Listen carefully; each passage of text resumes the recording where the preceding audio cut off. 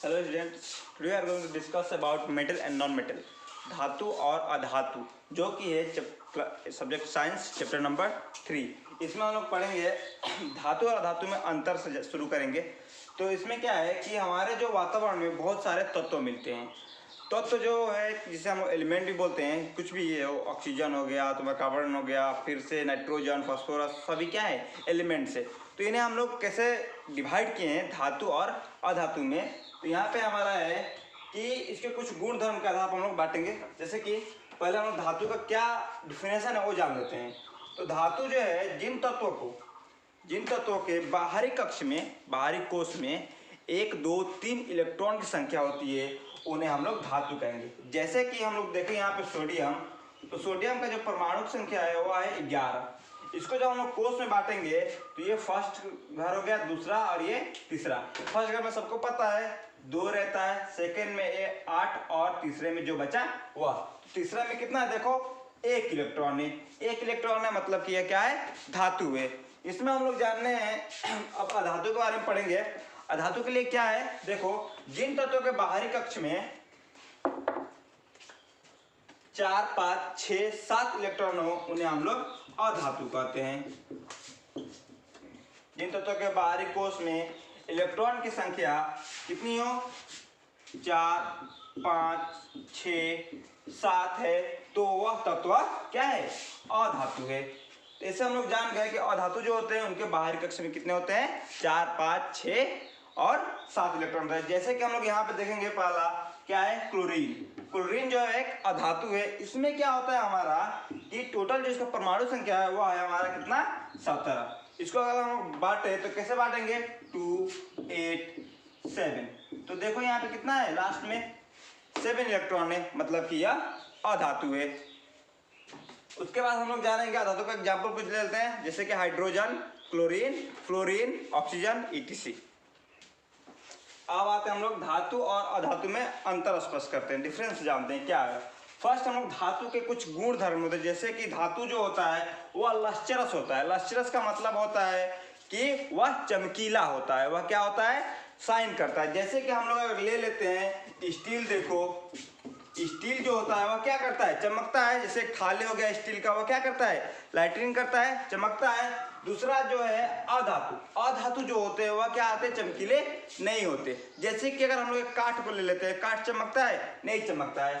तो अधातु जो होते हैं वह नहीं चमकते हैं, चमकीले नहीं होते। और इसमें क्या लिखेंगे हम लोग, इसमें लिखेंगे धातु जो होते हैं क्या होते हैं, चमकीले होते हैं या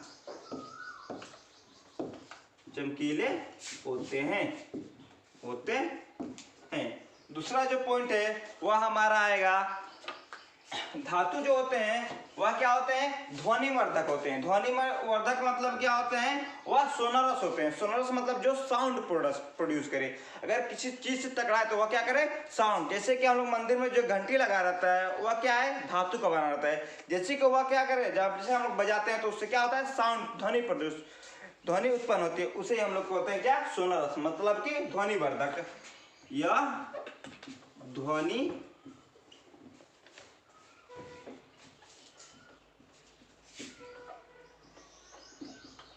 तक होते हैं।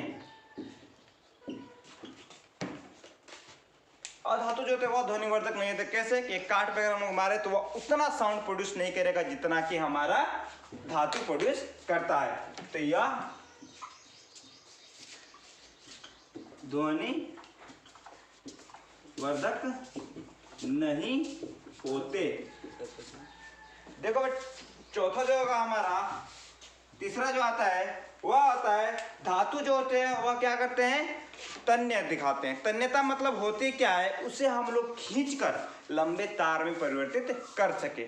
जैसे कि गहना बनाने, जैसे मान लो जेवरात बनते हैं, तो क्या होता है उससे कि एक सोने के अगर ले लेते हैं, जैसे 1 ग्राम सोना ले लिए, उसको हम लोग 2 किलोमीटर तक लंबे तार में परिवर्तित कर सकते हैं। तो जो धातु है वह क्या होते हैं, वह तन्य होते हैं। धातु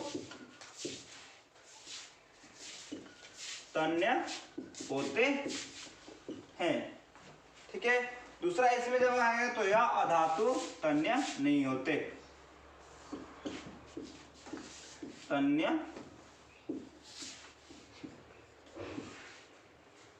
नहीं होते। चौथा जो पॉइंट है वह हमारा हो जाएगा,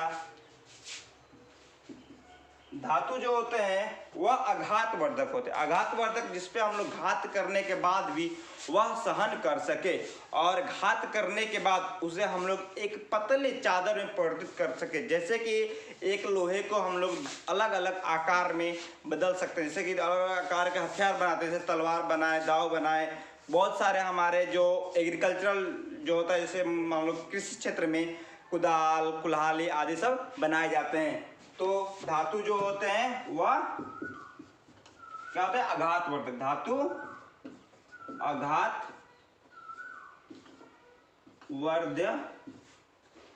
होते हैं। अधातु जो होते हैं वह आघातवर्धक नहीं होते। अधातु आघातवर्ध्य नहीं होते। तो कॉपी में इसको आप नोट कर लीजिए, इसके बाद मैं उसके बाद आगे बढ़ता हूं। तो हम लोग अवस्था के ऊपर धातु और अधातु में अंतर बताएंगे।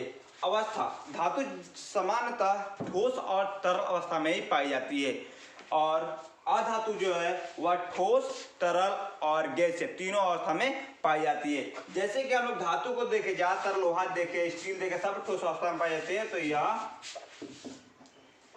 साधारणतः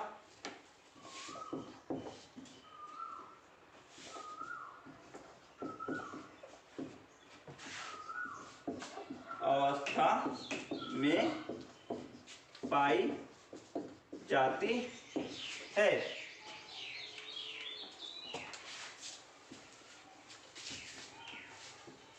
जैसे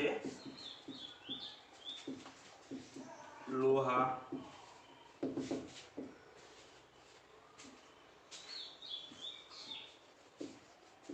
चांदी। एक धातु जो कि हमारा लिक्विड स्टेट में पाया जाता है, मतलब कि तरल अवस्था में, वह है मरकरी, जिसे हम लोग पारा बोलते हैं। पारा ऐसा धातु है जो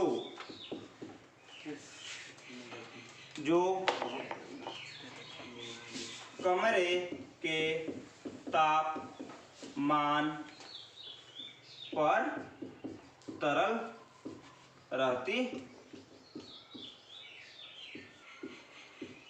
है। दूसरा जो आएगा अधातु में, अधातु हम लोग साधारणतः तीनों अवस्था में पाई जाती है। अधातु तीनों अवस्था में पाई जाती है। जैसे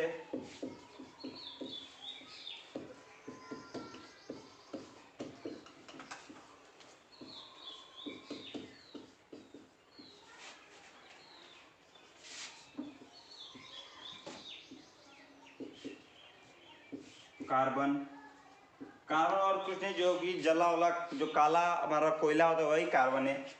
तरल अवस्था में हमारा कुछ और नहीं, ब्रोमीन पाया जाता है, ब्रोमीन। और गैस में आप लोग सभी जानते हैं, ऑक्सीजन हो गया आपका, नाइट्रोजन हो गया, हाइड्रोजन हो गया, ये सभी गैसीय अवस्था में पाई जाती हैं।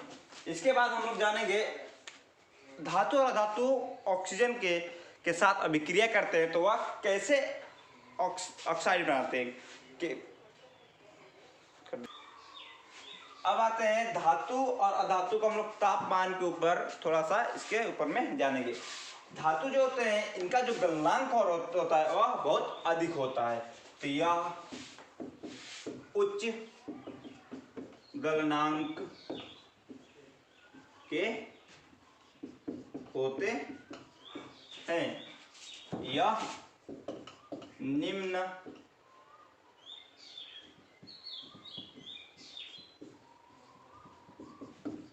गलनांक के होते हैं। उच्च गलनांक और निम्न गलनांक के क्यों होते हैं? तो धातु जो होते हैं वो बहुत कॉम्पैक्टली बॉन्ड बंधे होते हैं। कैसे कि इसमें क्या होता है, स्पेस जो होता है बहुत कम होता है। इनके जो मॉलिक्यूल्स है एटॉमिक जो क्या होते हैं बहुत पास पास अरेंज होते हैं। मान लीजिए कि अगर हम लोग एक लोहा का टुकड़ा ले ले तो उसमें क्या होगा, थोड़ा भी स्पेस नहीं होता। ये इसके क्या है, एटम्स है। कैसे बैठे हैं देखो, पूरा सट के बैठे रहते हैं, जो कि इनमें थोड़ा भी स्पेस नहीं होता, जिसके कारण इनका जो गलनांक है, जो ताप देते हैं इनको मॉलिक्यूल के बीच अट्रैक्शन फोर्स है उसको तोड़ने में ज्यादा ताप हमें देना पड़ता है। वही अधातु जो होते हैं वह अगर हम लोग ले ले गैस को, तो गैस को सभी जानते हैं, क्लास में पढ़े हो गए मीटर में, कि गैस के जो एटम होते हैं वो क्या होते हैं बहुत दूर दूर, मॉलिक्यूल्स जो होते हैं बहुत दूर दूर क्या होते हैं बैठे होते हैं, जिसके वजह से इनमें अट्रैक्शन फोर्स जो होता है बहुत कम होता है और इसको ताप देने से जल्दी इधर उधर भागने लगते हैं। तो इसके बाद हम लोग जानेंगे कि धातु और अधातु ऑक्सीजन के साथ अभिक्रिया करते हैं तो क्या होता है। तो धातु जो ऑक्सीजन के साथ अभिक्रिया करेगा तो यह बनाएगा क्या, धातु का ऑक्साइड। जैसे कि हम लोग जानते हैं कि यदि एक धातु क्या हुआ, ऑक्सीजन के साथ अभिक्रिया किया, ऑक्सीजन के साथ अभिक्रिया करता है तो यह बनाएगा क्या, धातु ऑक्साइड। धातु ऑक्साइड, ऑक्साइड। और यहीं पे इसका जो नेचर होगा, मतलब कि इसका प्रकृति जो होगा वह होगा क्षारीय प्रकृति का। तो धातु ऑक्साइड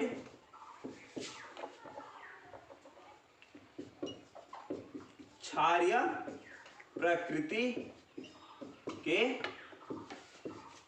होते हैं।